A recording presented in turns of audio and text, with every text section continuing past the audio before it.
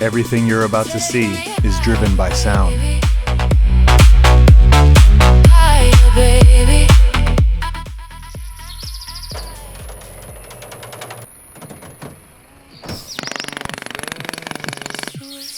Don't stop now.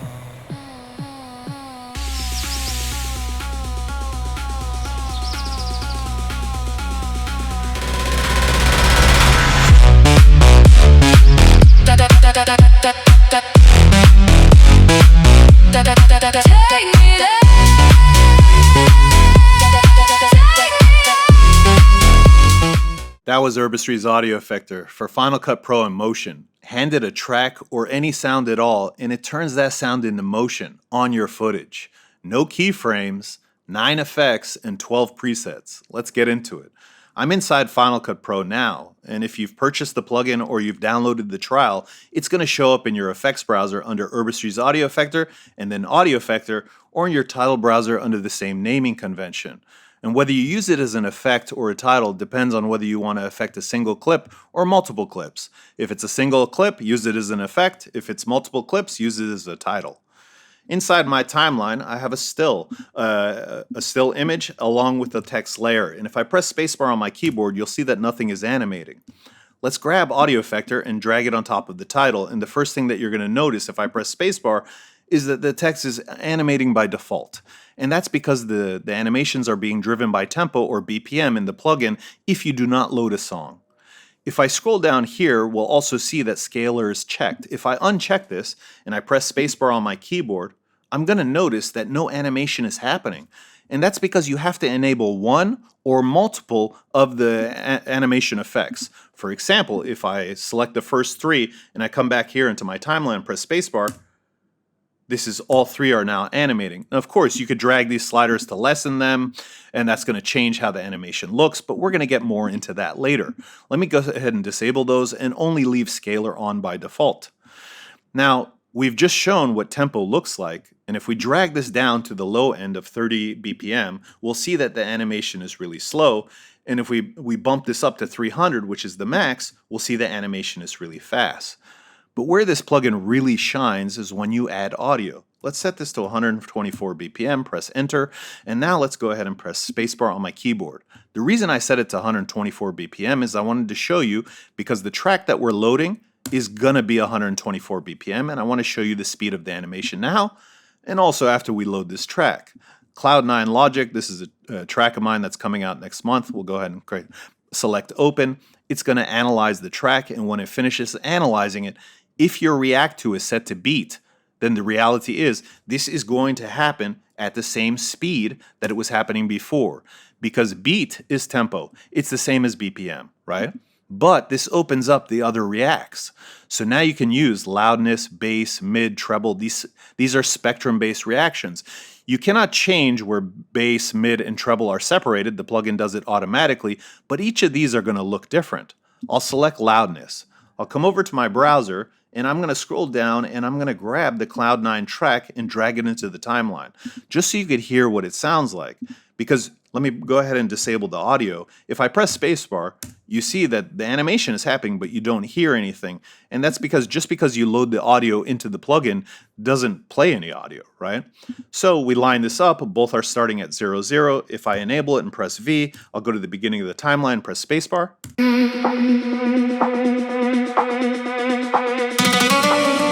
That looks really cool, but if we select the title and then we change the react to from loudness to treble, this beginning part right here doesn't have a lot of treble, so if I press spacebar, it will have very minimal animation, and then when the treble comes, it will start to wake up. Let's go ahead and press spacebar.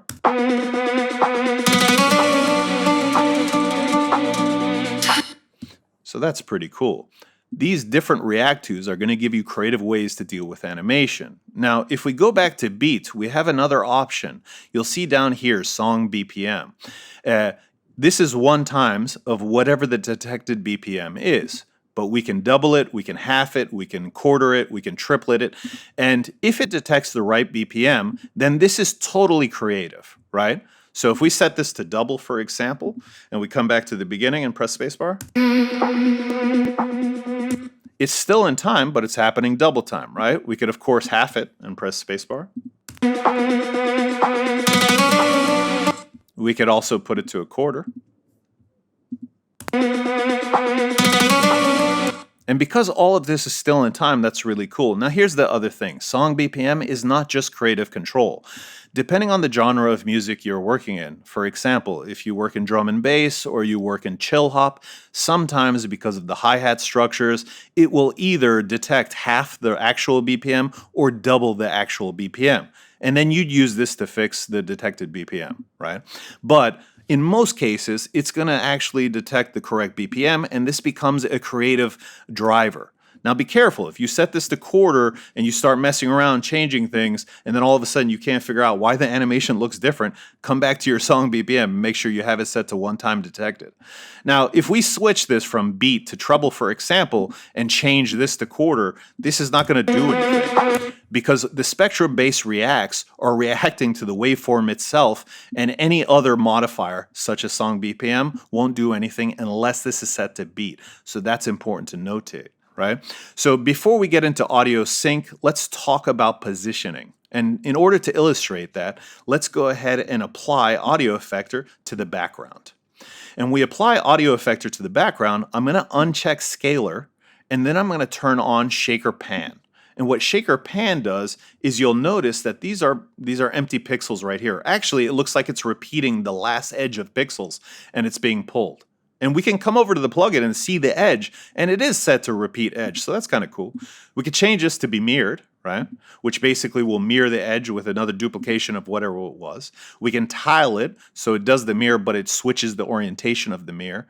We could set it to a background color, and then this color box is going to come into play. We can make it red, for example. If I press spacebar, we're going to see what that Shaker Pan is doing. And right now, this is happening to beat at 120 BPM, so you may or may not see that it's off. But let's load the song. Let's bring in the Cloud9 Logic wave, right?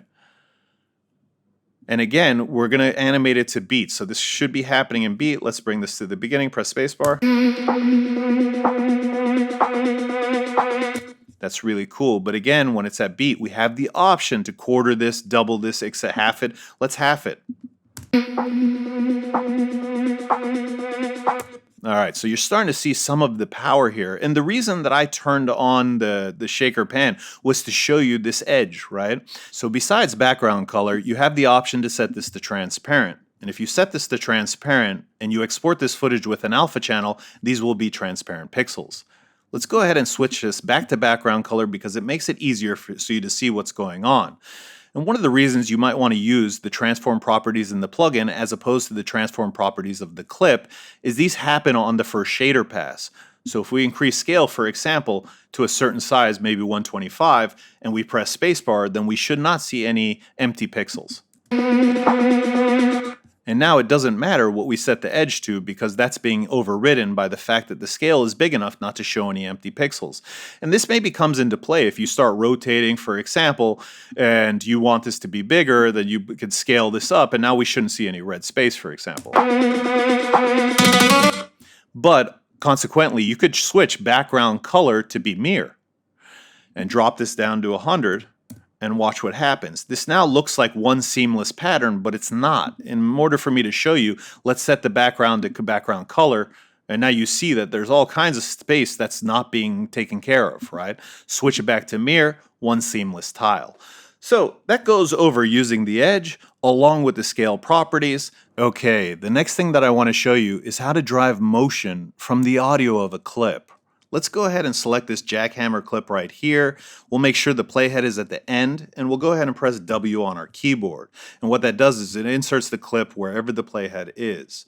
I'll go ahead and select the espresso machine, press W on my keyboard, because in most projects you'll have multiple clips next to each other. Let me go ahead and press spacebar on my keyboard so you could hear what it sounds like.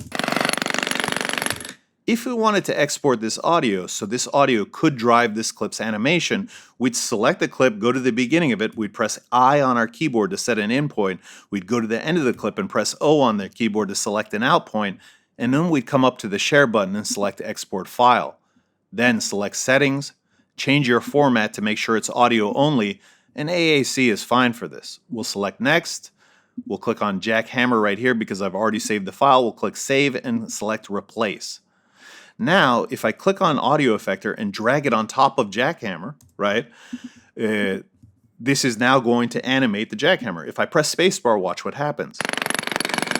Remember, that's using the song's BPM, right, which is set to 120. If we select choose song and we select jackhammer as the audio file and press enter, now watch what happens.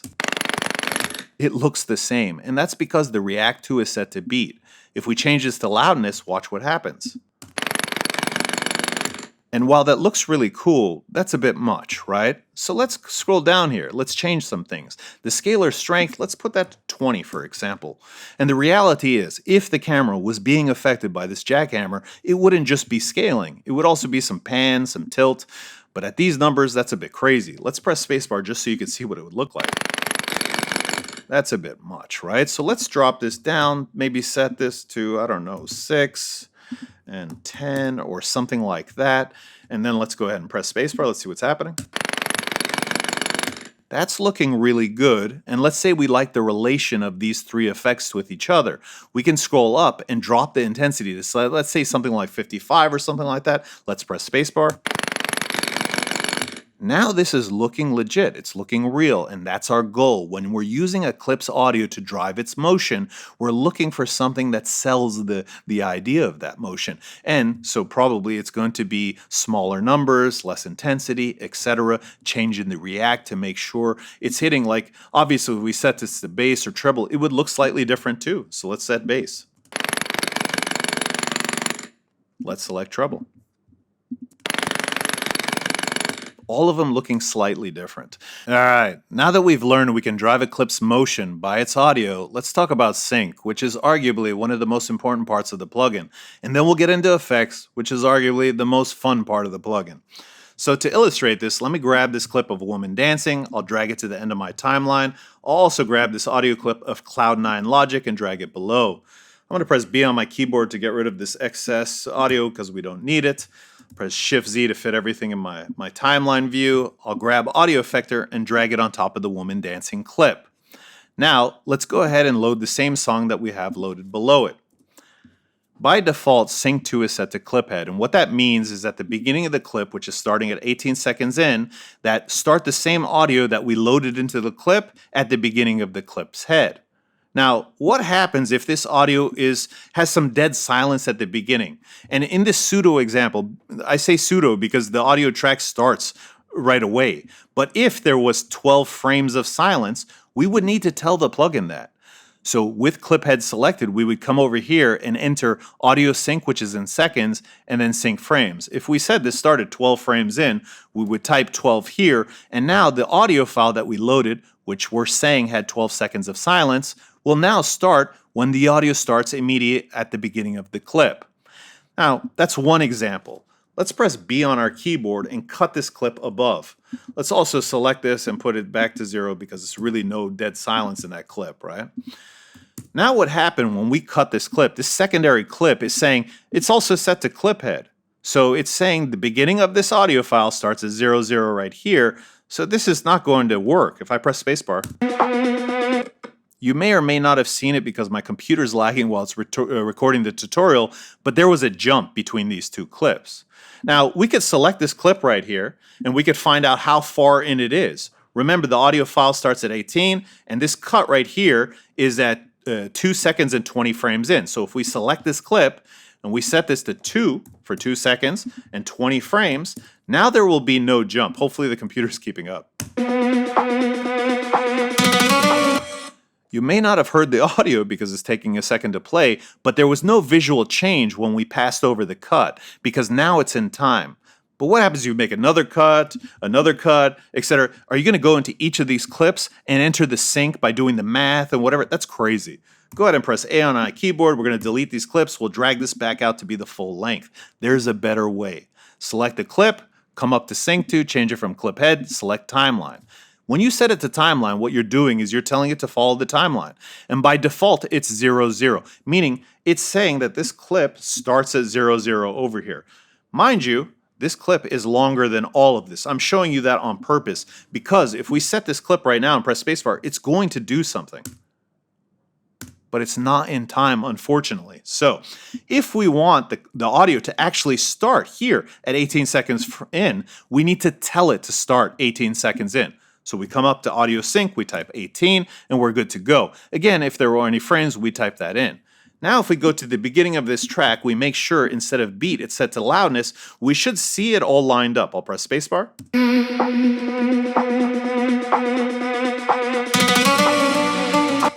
So that's really cool. And in what example would this matter? If you want to cut this clip up a lot, so I'll press B here, B here, B here, B here. Now, all of these different clips are in time because they're set to timeline and they're already said start at 18 seconds in.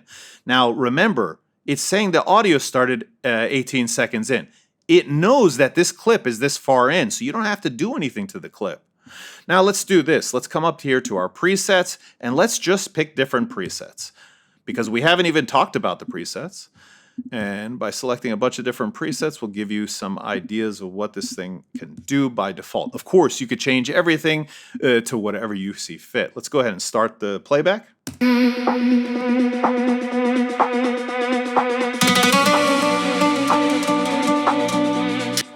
This is going to give you crazy creative controls to control all of this, right? By setting it to timeline, telling it where in the timeline that audio file is starting, and then you could cut this up, applying different effects or different amounts or different animations to each of the clips that you cut up. And you're probably asking, wait, how do I do that in time? How do I make sure that I'm cutting on the bars and that kind of stuff? And I have a tool for that, but we'll get into that. That will be the bonus at the end of the video. All right, now on to the fun stuff. Let's talk about the effects and their properties. First up is scaler, and it does exactly what the name implies. It scales up your footage. There's a slider, it goes 0 to 100. Let's control that slider. First I'm gonna press spacebar so you can see what it does. I have the audio disabled because we're just gonna look at the animations for right now because for some reason my computer is struggling to record the tutorial and also play audio. Now, besides this going from 0 to 100, which we can see in the viewport what that's doing, this could also go up to 400. So if you really want to affect it, let's go ahead and press spacebar. We can really get crazy. Now keep in mind, we have a track loaded which is below it as well, but this is set to beat or tempo. If we change this to be loudness, it's going to change how the animation looks. Let me press spacebar. You see all these micro movements, right? Those micro movements is because it's following the waveform's loudness, right? I'm going to go ahead and uncheck scaler, and then let's select strobe. Now strobe has the same thing. It has 0 to 100 and can go up to 400 as well. So a low value is not going to produce very harsh results. But there's another option here called hard flash. If we turn this off and we turn this up to 100, you're not going to see black in the footage. Let me press spacebar. Right? And also, let's send this back to tempo because that's more predictable. Let's press spacebar. So you see it's strobing, but it's not going fully black. That's because we don't have this hard flash set. Now if we play it, it's going to go hard flash, right? And again, if we're using tempo, we have the ability to set song BPM, which is a multiplier of that tempo, right? So for example, if we set this to be double, this is really going to be stroby. Bop, bop, bop, bop, bop. By the way, sound effects are included, guys. Now, you can control this slider the same way to make it more subtle, turn this off, or you could crank this up to all the way to 400 if you really want to get crazy. Let's go ahead and disable this and let's move forward. Next up is spinner, and it does exactly that. It spins your footage. There are positive and negative numbers. Right now, it's set to 100. I'll push play. So it's moving this way to 100. It's also set to double time. Let's set it back to single.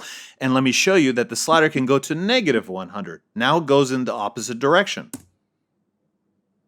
And you might be seeing a duplication of her head right here, and that's because we have the edge set to mirror, by the way. Now the spinner can go up to 400. So if we drag this up, it goes up to 400. It's almost on its side. It could also go to negative 400 on its other side. So keep that in mind. Uncheck the spinner and select shaker pan. Now for the shaker pan, let's go ahead and turn off mirror to show you the background color. And let's make this a bright color so it's easier to see what's going on. And I'm going to press spacebar. And again, this is tempo mapped because we're using beat for the react to, so we could change the song BPM multiplier to make this look different as well. But we can also crank this up to give it more room to move, or we could crank it down and set it to 15, etc. chances are you're probably not going to use background color. The option is available to you, but you would use mirror or tile or repeat edge pixels, etc. I'm going to go ahead and turn off shaker pan, and I'm going to show you that shaker tilt is exactly the same thing. I'll turn on background color. Depending on the strength will determine how far the footage moves. Again, this can go up to 400 if you want. I'll press spacebar. And this can go low, like 15 for example. I'll press spacebar. And it goes in the negative direction as well, just so you know. I'll go ahead and uncheck this, and then the next up is zoom pulse. Now, zoom pulse differs from scalar in the fact that zoom pulse is about 15 to 25% weaker in its strength, and it also happens in a different shader pass than the scalar happens. Scalar happens in the first pass, so you can stack scalar and zoom pulse, and they will look a certain way, right? I'm going to go ahead and press spacebar. You can see what zoom pulse looks like at 100 strength. I'm going to turn this off. We'll turn on the scalar at 100 just so you can see the difference. So scalar is a lot heavier than zoom pulse is. Zoom pulse looks a bit more organic. I'll press spacebar again. Now keep in mind, zoom pulse also goes up to 400. And it goes down to 0 as well. So I'm going to go ahead and uncheck this. We'll move on to RGB split. And RGB split is the splitting of red, green, and blue channels. As I drag this up, if you watch the footage, you see it go even further. And you could drag this down so it's very, very small, right? Something like this, you may not even catch the RGB separations. It just gives you that club vibe at lower numbers and so forth. Now, if we crank this all the way up to 400 and I change the direction, you'll see that it changes where the direction of that split is occurring. So if you want it to be up and down, you could set this, for example, to 90 degrees and it will be up and down. Or you could even animate this property. One thing I haven't mentioned, that all of these animations are happening to the beat, responding, etc., but everything is keyframeable, right? So if you want a keyframe, split rotation over the course of time, if I set this here and I come down and I find this split rotation, let's set it to 0 and let's create a keyframe, and then let's come to the, well, maybe a little, we're not going to play the whole clip, right? And then let's put this to 360 or something like that. Now let's watch. You see the RGB split is going all over the place. Maybe this person's drunk, we don't know, and we're not here to judge, guys. I'm going to scroll down, we're going to uncheck RGB split, and let's move to glitch. And what glitch is doing, by the way, let's make sure that we have this selected, and see right now we don't see it, but if we move a little bit, we see it. What glitch is doing is it's tearing the frame on alternating rows, right?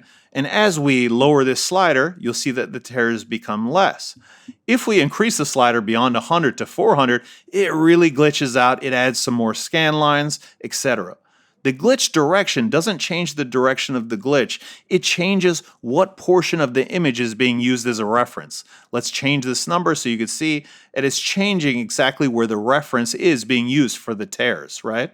Again, all of this animatable by the keyframes if you want. All right, next up is bloom. Bloom is a glow effect. At 100, it looks like this. Of course, you could drag this slider down to 0 and then it won't affect the footage. Consequently, you could raise this up to 400 just like the other effects. I'll put this back down to 100 and let's talk about something. When you're applying these effects to dance footage or a music track, or you're really trying to destroy whatever that footage is, then having these values all set high is okay. But if you're just trying to introduce a little motion into your footage, having lower values are going to work better in your favor. Let's uncheck bloom real quick and turn on shaker tilt. We'll crank this up to 400 to have a lot of this background color showing, and let's talk about mix. What mix does is it incorporates the original image along with the affected image. And in some scenarios, this is going to look cool, and in other scenarios, it's not. So keep in mind, you don't have to have this set to background color. If we set this to mirror, look, it's got some really crazy looks happening. I'll press spacebar. This is going to make you go nuts, huh? So just showing you that there's an option to mix your original footage in here. Min and max are only going to show up if you have a song loaded. And min and max, the min level is the floor of your audio. By raising this, you're saying the quiet sounds get louder. And your max level means the loudest sounds, if they're not that loud, you could change what 100% is for your audio. And by squashing these, what you're doing is you're shrinking your dynamic range if your audio file does not have a lot of dynamic range, right? So if you're not sure what that means, don't worry about it. Leave it to its default. That's just for audio guys who want to get in there and have a little bit more control of the audio file that they've loaded. All right, time for the bonus. We're on my website, fordeetv.com. Come up to shop, come down to tempo marker. This is a free tool I've made that allows you to create tempo marker tracks for Final Cut Pro, Resolve, or Premiere. We're using Final Cut Pro, so I'll leave it at Final Cut Pro. I'll change the BPM to be 124 BPM because Cloud9, the track we've been playing with, is 124 BPM. I'll change the project frame rate to be 30 frames per second because the output will be YouTube. And the time signature 4/4 because it's a house music track and that's the time signature. The subdivisions are going to be left at beat. And for the time, let's set this to be 4 minutes. So I'll change that to 4 and I'll change bars to minutes. This checkbox right here will change whether Final Cut shows a red downbeat marker or all of them blue. With it checked, the downbeats will be red. I'll go ahead and click on Download FCP XML. Let's go over to Final Cut. All right, we're inside Final Cut Pro. Come up to File, then down to Import and XML. You're going to find the XML file you downloaded from my website, which will have the BPM and the frames that you selected. We'll click Import. It then creates an event called Tempo Marker by Herbistry. The project is going to be labeled as your BPM that you selected, so 124 BPM. Something to point out is you can't just copy this blank track and keep all the tempo markers. You have to turn it into a compound clip.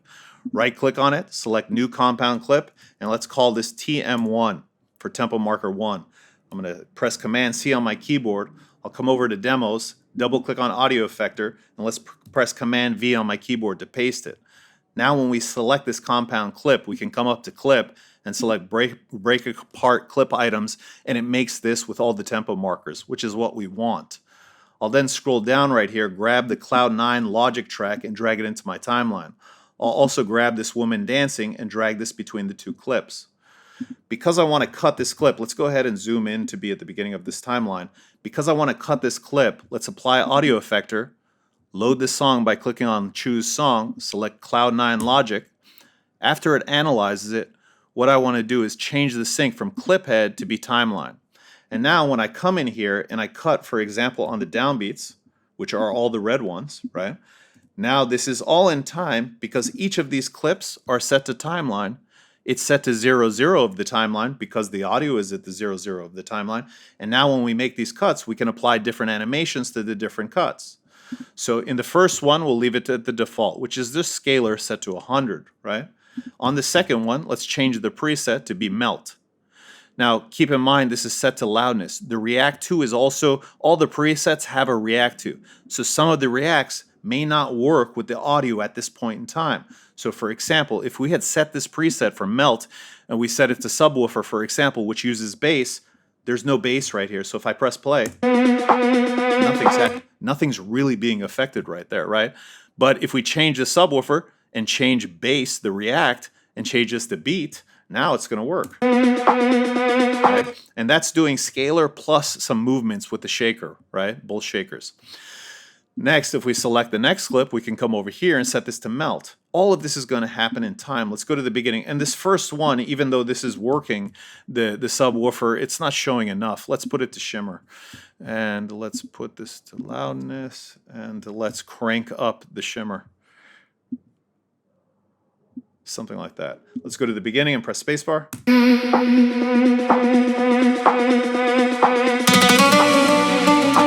So as you can see, by using a tempo marker track, this gives you creative ways to deal with music videos, different things that are going to react to longer audio clips, whether they're music or not. Guys, gals, everybody, I hope I gave you an idea on how you can use this tool in your workflow. If you have any questions, let me know. I hope you like this video. Until next time, I'm out.